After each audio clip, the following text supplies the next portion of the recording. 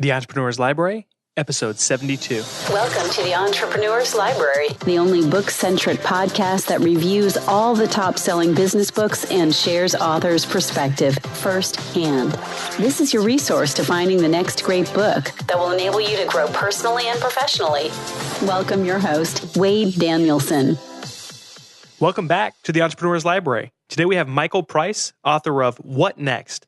The Millennials' Guide to Surviving and Thriving in the Real World. Welcome, Michael, and thank you for joining us on the Entrepreneur's Library. Thanks for having me. Absolutely. Will you take just a moment to introduce yourself and tell us just a little bit about you personally? Yeah, absolutely. So I am an entrepreneur, an author, and a millennial, founder of I Can Be Society and the author of What Next? The Millennials' Guide to Surviving and Thriving in the Real World. Great. Thank you for sharing that. Now let's jump right into that book that you just brought up, What Next?, which was made available for purchase on August 1st, 2013. And Michael, we're going to move quickly, but we're really going to cover the top questions that our listener/reader wants to get answered. And the first one is, what was the inspiration behind writing What Next? Yeah, so last January 2013, I had just started a new job, actually working as a marketing manager for a telecom company. And I was pretty excited about the position initially, as it was pretty highly coveted and it fit my particular skill set really well. But the job did not go very well at all. In fact, the position was very much misrepresented. It was really kind of more of an entry-level position, which is not what was described. Management was pretty clueless. The environment was unorganized. It was just all around not really a good position. But, one of the things that I kind of took from that experience was the notion that you have a lot of people, I think, in my generation that, as millennials, who are kind of unfamiliar with the corporate world and kind of how to best utilize the experience that you gain in that environment and apply it to entrepreneurship. So, I've always been an entrepreneur. I have been for the past 10 years of my life. And I kind of had a very interesting experience as an entrepreneur early on before I actually kind of got very heavily involved in the corporate world. But I had a digital media consultancy that I used to run and operate. And during the height of the recession, we ended up losing a lot of our contracts as a lot of our companies had to cut that secondary and tertiary expense. And so fast forward a couple of years, I find myself in the corporate world, and then a few years later, working for this telecom company where I was last January. And about 3 weeks later, towards the end of the month, was my birthday, and I'm out at dinner with my wife and my parents, and they're asking me, they say, how's the new job going? And reluctantly, I kind of explained to them the experience, which was that the job was not going very well. And my dad actually brought up the idea of writing a book. And the idea he came up with was based on a how-to guide for digital marketing for executives, because one of the biggest problems I was having in this environment was trying to get executives and senior leaders to understand kind of the future of digital marketing. But the idea for a book really resonated with me, even though that idea in particular wasn't something that I felt would have been a good fit for me. But as I left dinner that evening, I really thought about, whether or not I should write a book. I mean, writing has really kind of always been a passion of mine. I've been a blogger for quite a while and so on and so forth. So I thought that I had the ability to write a good book. And as I kind of looked back on my life, really kind of from the ages of 15 up until that point at 28, and how, education, career, whether it's an employee or whether it's an entrepreneur, kind of how all of that fit together. And that's, I know that's probably a long explanation, but that in a nutshell is where the inspiration for the book came from. So what would you say makes your book different from others regarding a similar topic? So I think one thing that's unique is that the book is tailor-made for millennials. It's definitely also kind of a more comprehensive book. in addition to entrepreneurship, it touches on a lot of other topics like education and employment. Kind of ultimately with this path, where I believe, at least, this is personally what worked for me, and I see it becoming a trend working for a lot of other people in my generation as well, which is, you get out of school, whether it's high school or college, you get into your career, and then I think most people expect that, once they start their career out of college, they're going to have all this opportunity open up, and it used to work that way. But it's not working that way so much for millennials. And so as I kind of look at my experiences, and I think a lot of the different focal points of the book, I think what really makes it different and unique from other books is the fact that it's very path oriented, and it gives a reader insight into, historical context of why it's extremely important to pursue a path in entrepreneurship. Michael, how do you suggest the reader engage with your book? Is this the kind of book they should jump in and kind of cherry pick and pull information out of, or is this really one that they should read from front to back? So I think it really kind of depends, honestly. It depends on the age level and the station of life the reader is in. Since it is a book for an entire generation, right now, millennials at the later stage of the game, they could be 32 or as young as 15 years old. And so the book really makes sure to kind of hit on those different demographic groups and focus certain sections on where they may be in their life at that particular time. So it was definitely written to kind of be all encompassing, but the reader can definitely jump in and kind of pick up where they are in their life at that particular moment. Will you cover that one more time? What exactly age group is the millennial? So the millennial is generally, and this is kind of interesting because, different marketing companies or in the business community, especially as they're looking at demographics, they will adjust their perspective. But for the most part, millennials are between the ages of 15 present day upwards to 32, maybe 33. And really, as I define it, as most define it, that's generally based on the type of experiences and more specifically technology that's available for this generation. So, people that are younger than 15, they have experienced life in nothing but a digital generation. And I think one thing that really defines millennials is kind of being a little bit in the cusp of both kind of the analog and digital revolution and how that's really kind of transformed everything. Perfect. Well, Michael, this is my favorite part of the entire interview. And this is really, I really want to hand over the mic to you and allow you to just cover your book thoroughly. Start from the beginning and really tell us, almost like you're telling a friend over coffee what your book was about. But really, I'm hoping that you can take the next 5 to 10 minutes and take a deep dive into your creation. Absolutely. So I think, probably the first thing to really kind of highlight and mention is a little bit more of what I believe historical context and significance that makes this book extremely valuable. And I think, this is actually where the book actually opens up in chapter 1 with what I think is probably pretty appropriately titled, which is Welcome to the Real World. I think that millennials are extremely unprepared for the real world. And I think it's largely a consequence of, the way that we were raised, kind of the society that we were brought up in, and the expectation that our parents and our educators and even, to a degree, our government thought that the world, how the world would look at this particular point in time. And I think everybody, for the most part, that I just mentioned, pretty much got it wrong.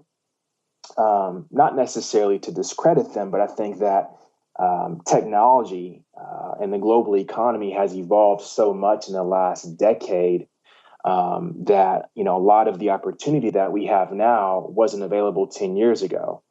Along, I think, with opportunity also presents issues where, you can have all the opportunity in the world, but if you don't have, a large sector of people that are able to embrace that opportunity and know exactly what to do with it, I think you have an issue, which is what we see now, where you have, the most highly educated generation in human history, which is the millennials. But at the same time, they're also the most underemployed generation in human history. And so I think a lot of these issues that's covered in the book really kind of help break down the history of that. If you go back 2 generations, back to the silent generation, which were the people that were born at or around the time of the Great Depression or World War II, those people, they built the middle class. And, they had the opportunity to, feed a family on one man's income.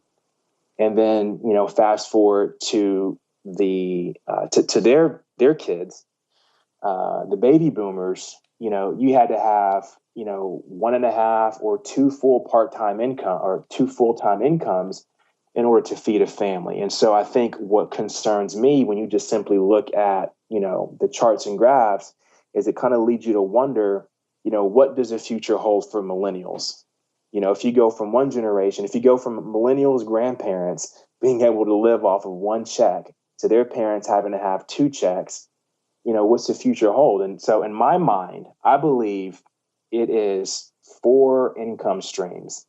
I think that millennials are going to have 2 income streams from their jobs. And I think that they should be establishing 2 additional sources of income from a business. And I think the beautiful thing about where we are today with technology and business is that we're living through, arguably the greatest culture shift in human history in terms of opportunity.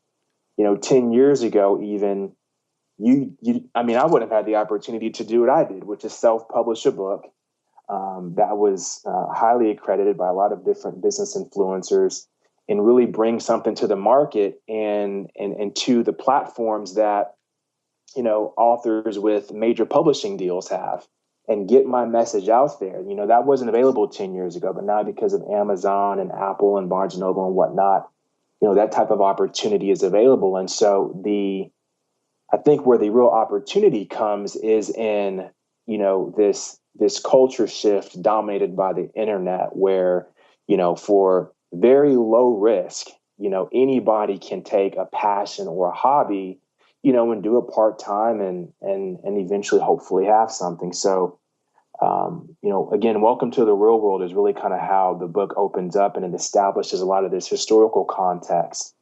But also kind of paints a picture of opportunity and prosperity outside of some of the doom and gloom that you see so often in the media as it pertains to millennials' opportunities and future and whatnot. And so once you get into chapter 2, it kind of explores this notion of the internet age and social networking as well as real world networking. How to build a business and how to turn a passion into a profit or into profit. And I think that for me is a really interesting chapter because I think it really kind of helps people understand, this phenomenon that we're seeing.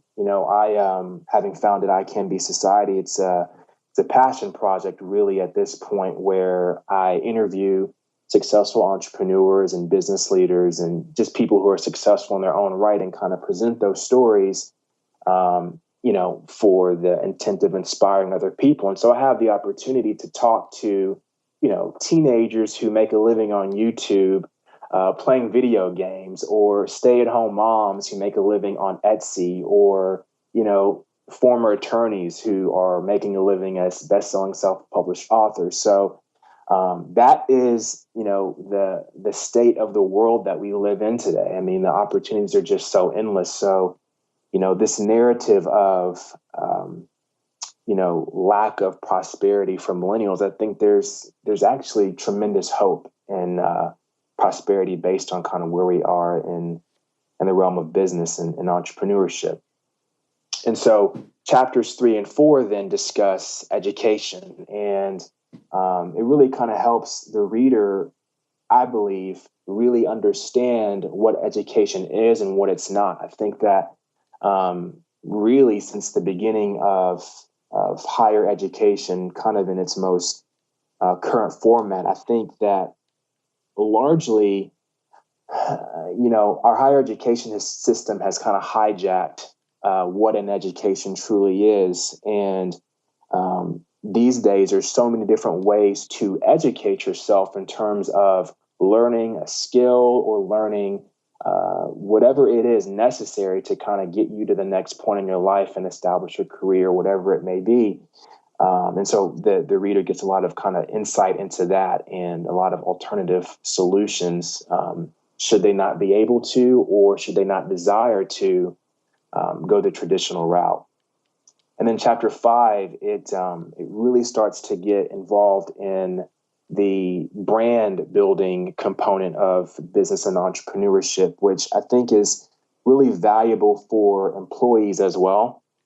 One of the things I think also that's really kind of unique about this book is that, as I mentioned earlier, it's very path oriented. So it takes the reader down this path to entrepreneurship, but it focuses very heavily on making sure that they survive and thrive in their career as an employee, because I think that employment is almost the new training ground for entrepreneurship. I know for me, certainly, even despite my last job not being the greatest experience, it has, by leaps and bounds, provided me with a lot of executive level leadership skills as an entrepreneur. So, building a brand is kind of one of those big buzzwords we hear about now so often. And it really is powerful. For me, it's been the difference between, being in a senior leadership position at 28 for a Fortune 10 company versus not, and, working at the mall, for example. I mean, it's, brand building is that important. And so chapter 5 really kind of gets into that and gives a lot of how-to oriented information with a lot of really good action items. And then chapter 6, this is also one of my favorite chapters, and one I think that users will get a lot of benefit from, to kind of piggyback off of what I was just mentioning, but it's entitled Surviving Corporate America. And it has 15 of the best pieces of advice that I could provide working in the corporate environment at a very high level for several years, both kind of in-house and then also as a consultant. And I think it's just kind of invaluable information and advice, really not just for millennials, but for anyone of any age, and at any point in their career in the corporate world.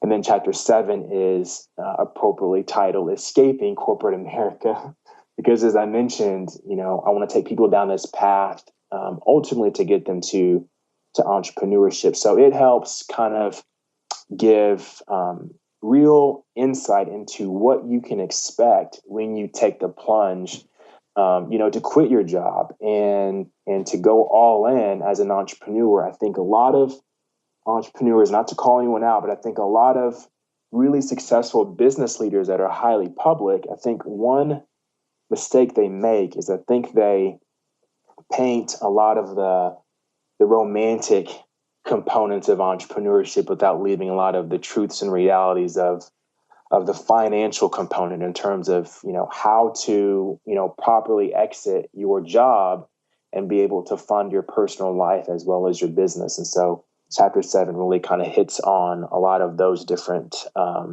issues that I've had to confront and have been able to solve.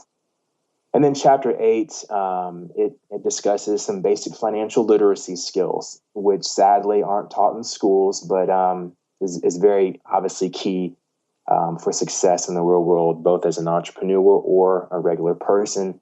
And then the book closes out in chapter 9 by providing a message to parents who have already raised a millennial or are currently raising a millennial. And I think that message in particular is really important. I really kind of went into this book with two audiences in mind, one being millennials and then also the parents of millennials. I think, the generation gap that millennials have with their parents is so huge because the world moved so fast that I think parents nowadays are having a hard time trying to relate to their kids and help guide them because they really don't understand the world that they live in today. So I wrote that as, kind of a nod to parents to kind of help give them a resource and a tool to better understand the issues that their kids are dealing with.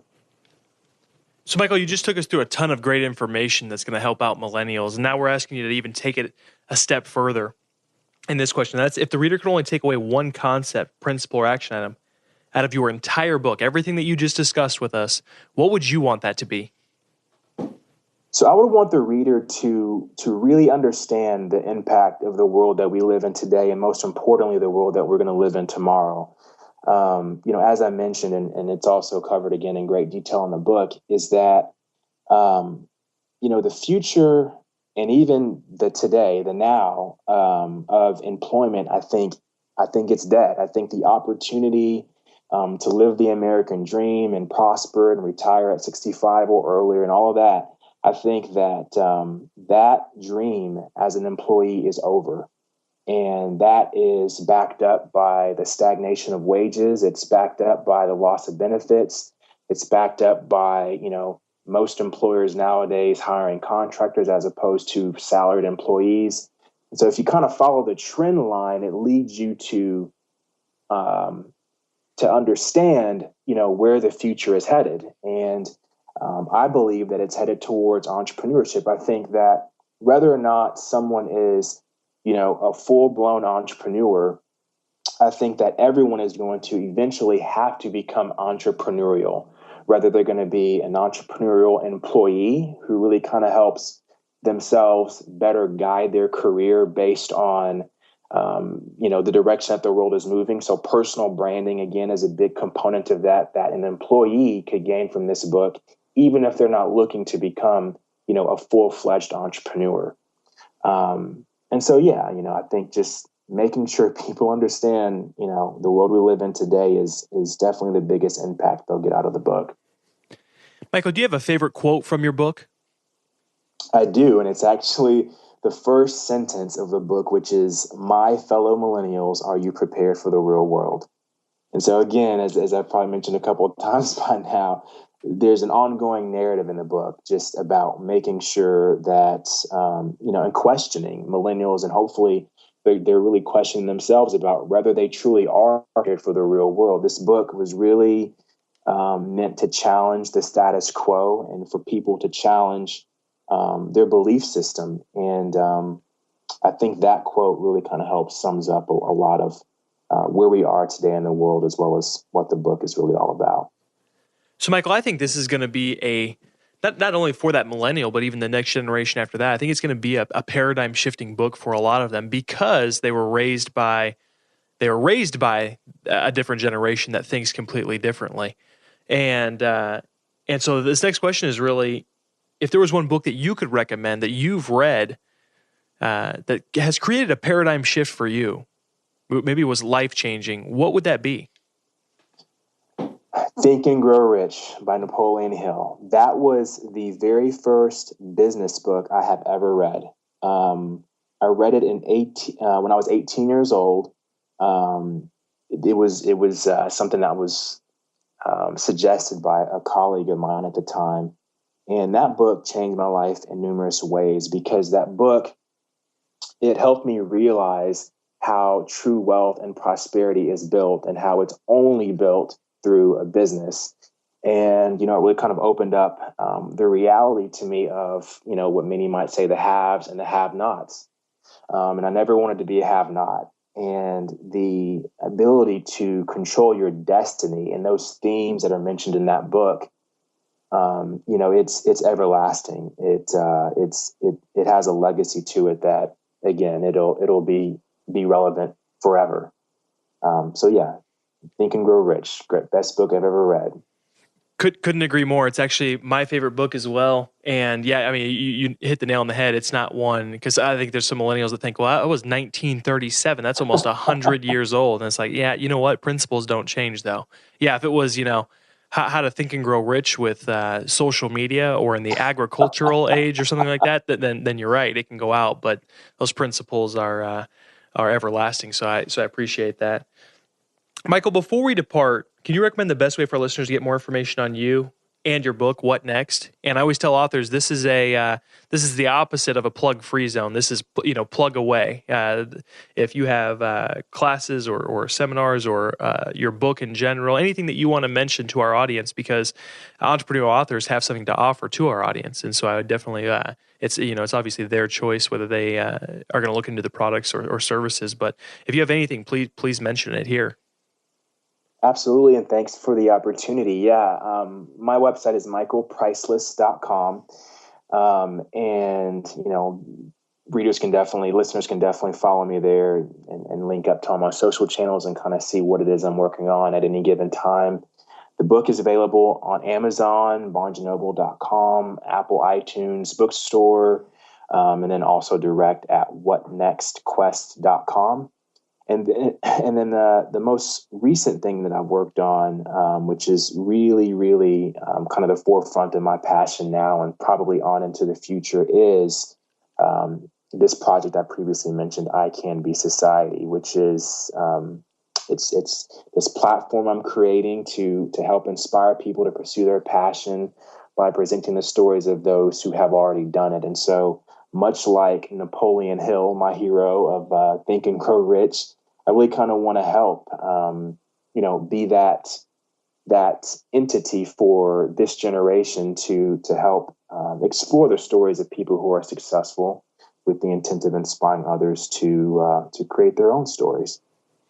That's huge. I appreciate you doing that. And Michael, more than anything, thank you for coming on and sharing your book, your creation with us. Thank you for having me.